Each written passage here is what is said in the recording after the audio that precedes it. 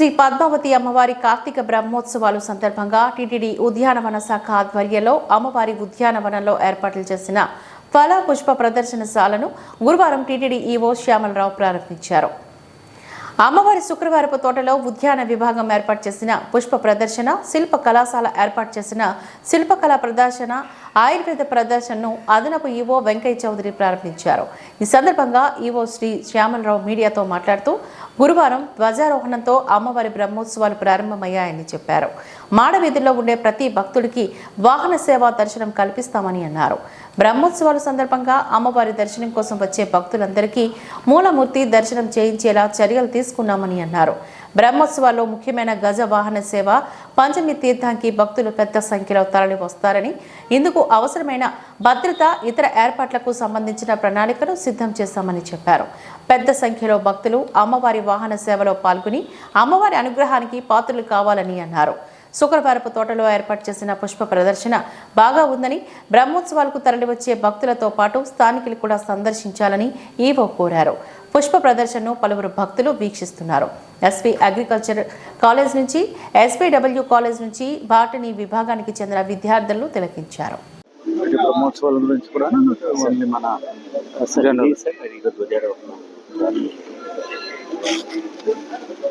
ఓం నమో వెంకటేశాయ. ఈరోజు ధ్వజారోహణంతో శ్రీ పద్మావతి అమ్మవారి కార్తీక బ్రహ్మోత్సవాలు ప్రారంభమయ్యాయి. ఈ బ్రహ్మోత్సవాలు డిసెంబర్ 6వ తారీఖు దాకా నడుస్తాయి. డిసెంబర్ 6వ తారీఖున పంచమి తీర్థంతో బ్రహ్మోత్సవాలు ముగుస్తాయి.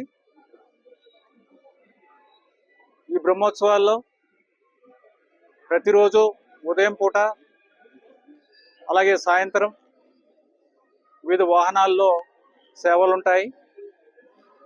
భక్తులందరూ కూడా హారతులు తీసుకోవడానికి, అమ్మవారిని దర్శించుకోవడానికి మాడవీధుల్లో, ఆలయ ప్రాంగణంలో అందరూ కూడా వస్తారు. చాలామంది భక్తులు వస్తారు.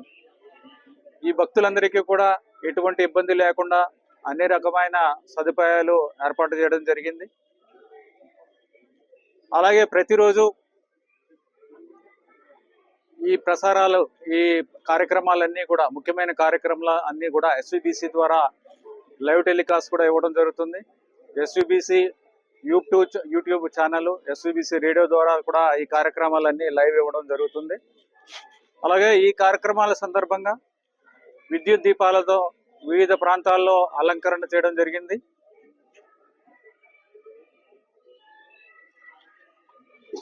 వివిధ ప్రాంతాల్లో అలంకరణ కూడా చేయడం జరిగింది.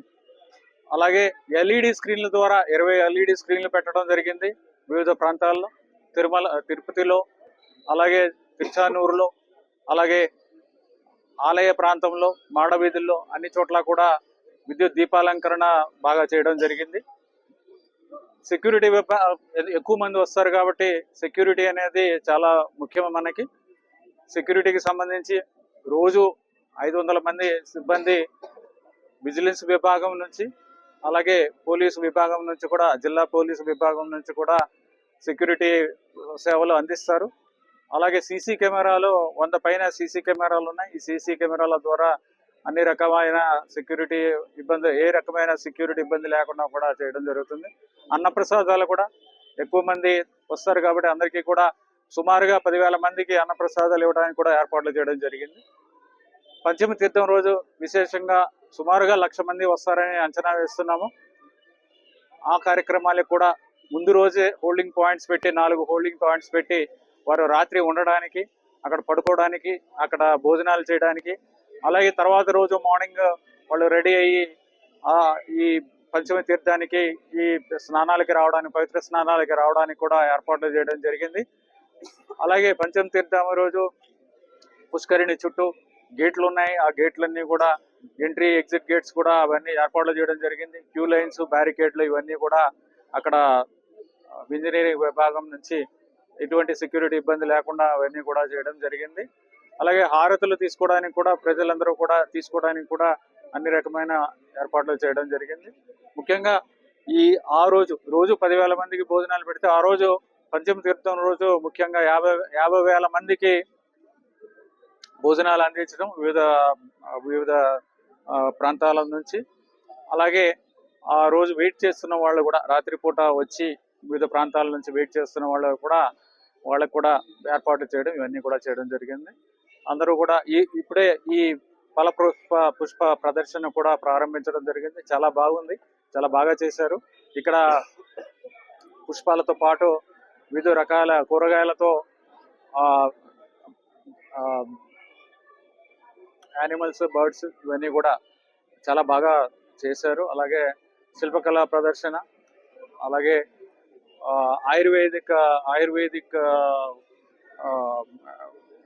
వైద్య శిబిరం కూడా ప్రారంభించడం జరిగింది. అన్ని రకాల ఏర్పాట్లు కూడా బాగా జరుగుతున్నాయి. ప్రజలందరూ కూడా వచ్చి అమ్మవారిని దర్శించుకుని అందరూ కూడా సంతోషంగా ఆశీర్వాదాలు పొంది ఇక్కడి నుంచి వెళ్తారని ఆశిస్తున్నాను. ధన్యవాదాలు.